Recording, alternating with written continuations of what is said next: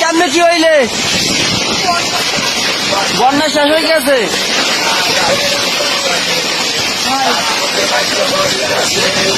ভাঙ্গে পড়ে গেছে একটা টোটালি হয়েছে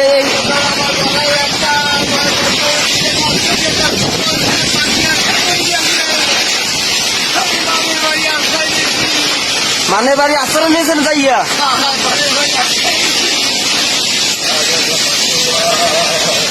Allah